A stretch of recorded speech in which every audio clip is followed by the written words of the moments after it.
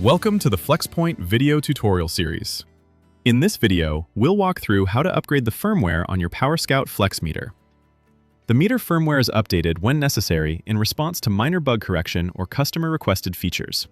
Product updates are bundled and released together within a media distribution folder, which includes firmware, FLEXPoint software, register list updates, and product manual changes. To upgrade the meter's firmware, first, download the latest media distribution from the DENT website.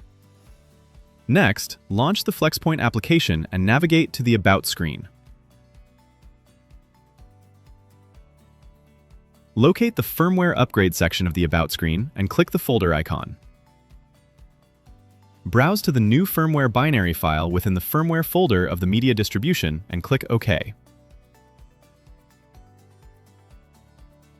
When ready, click the Upgrade button to initiate the firmware upgrade process.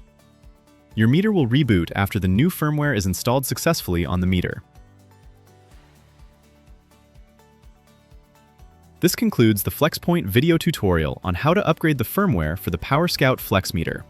Check out our other tutorial videos on how to utilize FLEXPoint to configure your meter and view meter data.